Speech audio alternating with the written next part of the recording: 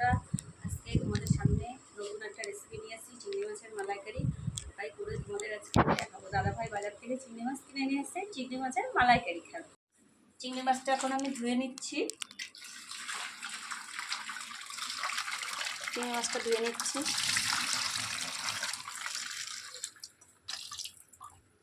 দেখো কত বড় বড় চিংড়ি মাছ। চিংড়ি মাছ বানানোর জন্যে নারকেলের দুধ, টক দই, আদা বাটা, রসুন বাটা, পেঁয়াজ বাটা, তেজপাতা, কাঁচা লঙ্কা, গরম মশলা দেবো। আমি এখানে সর্ষের তেলই দিচ্ছি, কারণ সর্ষের তেল দিয়ে করলে ভালো লাগবে খেতে। অনেকটাই তেল দিয়ে দিয়েছি। চিংড়ি মাছে আমি একটু লবণ হলুদ মাখিয়ে নেব। লবণ হলুদ মাখিয়ে নিলাম। কড়াইটা গরম হয়ে গেছে, এবার আমি মাছগুলোকে ছেড়ে দেবো। এবার আমি এখনই তুলে নিচ্ছি। লঙ্কা,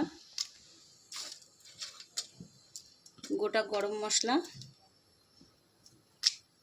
তেজপাতা, এটা একটু ভাজা ভাজা করে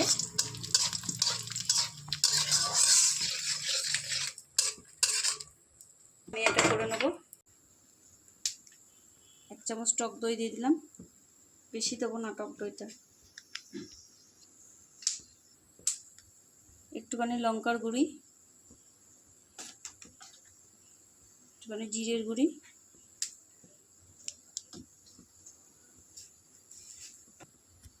এর মধ্যে একটুখানি জল দিয়ে দেবো। ভালো করে ফাটিয়ে নেব। এখন এই যে পেঁয়াজ বাটা দিয়ে দিলাম।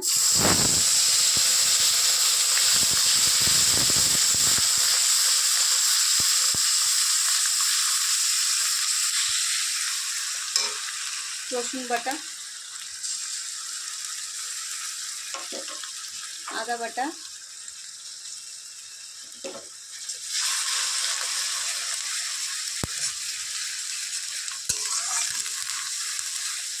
খেতে খুব ভালো হবে এটা, যদি আপনারা বাড়িতে করেন খেতেও ভালো হবে, খুব সুন্দর লাগে খেতে। বন্ধুরা আপনারাও বাড়িতে করবেন, ট্রাই করবেন।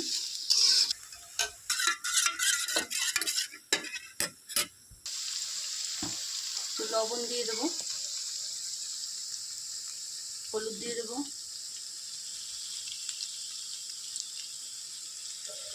আর একটু দিয়ে দিলাম। জল দেবো না, এর মধ্যে শুধু দুধটা দিয়েই আমি রান্না করব, তাহলে খেতেও ভালো লাগবে, টেস্টও লাগবে। তারপরে ফাটিয়ে নিচ্ছি। এখন যে মশলাটা তৈরি করেছিলাম ওটা ফাটিয়ে নেব। একটু মশলার মধ্যে দুধটা দিয়ে দেবো, আমাদের তো দুধটা দিয়েই রান্না হবে।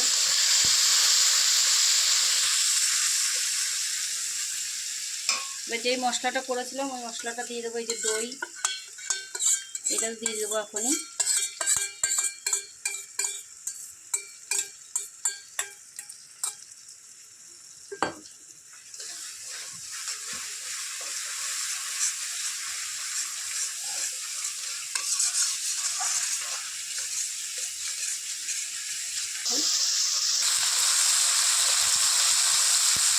এবার আমি দেবো এই যে দুধ,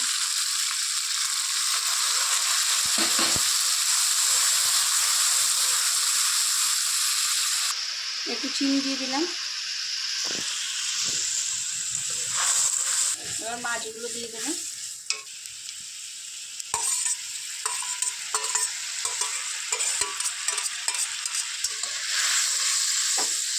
আমার দাদাভাই খুব ভালোবাসে এই চিংড়ি মাছের মালাইকারিটা খেতে, একসাথে ছেলেমেয়েরাও খুব ভালো খায়, ওর জন্য নিয়ে আসলেই বলে চিংড়ি মাছের মালাইকারি করো, খুব ভালো লাগে খেতে। দেখুন বন্ধুরা কালার কি সুন্দর এসছে। বেশিক্ষণ ফুটতে দেবো না, একটুখানি ফুটলেই নামিয়ে দেবো। এবার গরম মশলা দিয়ে দিচ্ছি আমি।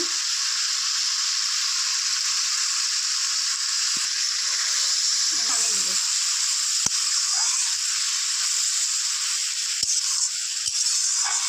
দেখুন বন্ধুরা কি সুন্দর কালার এসছে। এবার কাঁচা লঙ্কা দিয়ে আমি নামিয়ে দেবো।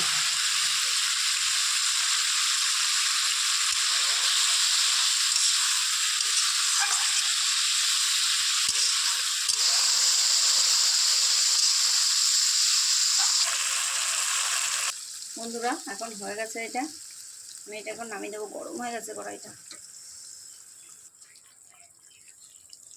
দেখুন কালারটা।